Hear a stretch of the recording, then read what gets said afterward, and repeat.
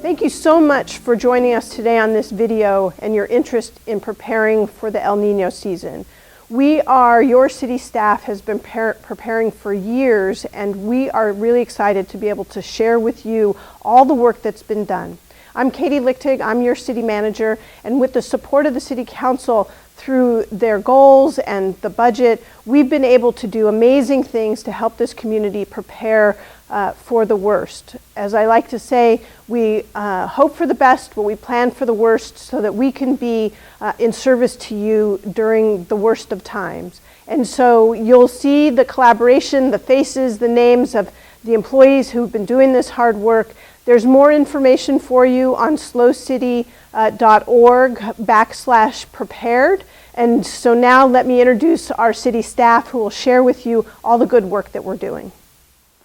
All right, so what the Rangers have been up to get ready for winter this year is taking care of the 50 miles of trails and roads, making sure that there are grade reversals and other features to promote drainage and not increasing volumes or having any erosion.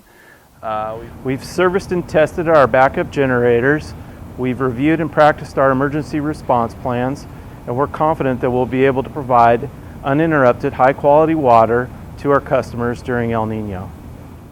This year, San Luis City firefighters went through their annual swiftwater rescue training, and that consisted of going to different locations here in the city that are known to flood or floodwaters, and going through different rescue operations that we may use in the event somebody falls in those waters.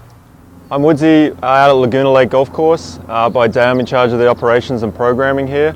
Along with my other fellow city employees, I've been trained for disaster emergency response, involving cutting down trees and responding to floods and situations like that. In administration, we spent about 40 days out in the creek overseeing crews, getting rid of debris jams and down limbs and trees. We also supported Public Works in doing several silt removal projects to increase capacity in our channels. The police department has been working with utilities and Public Works to identify flood-prone areas. In the event of a large storm, we could work together on a response to these locations.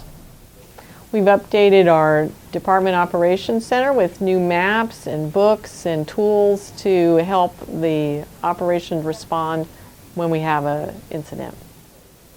We prepared laptops with emergency-related geographic information systems information to be used in the Emergency Operations Center. So when we're downtown doing our annual inspections at the businesses locally, we talk to business owners about why floodgates are important and how they are to be used and deployed, and also how they're to be stored in the off times. Prior to this rainy season, we replaced the dual pump system at the Johnson Avenue underpass to greatly improve the drainage functionality at that location. So dispatchers and officers have been practicing radio communication protocols should weather power issues disrupt connectivity with mobile data computers that are housed in police officers' patrol cars. We have secured a Godwin 6-inch pump for the entire wet season that has the capacity to pump 700 to 1,700 gallons per minute. We're making plans to conduct patrol checks during the night of the creeks and the water levels so that we're ready and you're ready if any event occurs during the nighttime hours. We work with our radio vendor to inspect all city radio antennas to assure that all cable connections are watertight and the antennas are securely anchored for heavy wind and rain. We've also been doing work with making sure the trucks are equipped with sandbag materials and other things should it be needed. We provided refresher training on emergency procedures for our staff, gone through with our pumps and generators, and worked with our fleet maintenance to make sure everything's ready to go. We have cleaned over 350 storm drain inlets and gravity mains, including the downtown area, and have removed over 60 tons of debris. Should the need arise, police officers and firefighters have teamed up to better understand and prepare for swiftwater rescues. We have also been making sure trucks have lights and other things so that we can be the helpful good neighbor to the fire department or the police department to be able to step in if needed and free them up for other more important calls. Recently, key city staff members met with their county counterparts and engaged in emergency operations center training. I've updated maps for police and fire as well as other departments that may have a role in disaster response.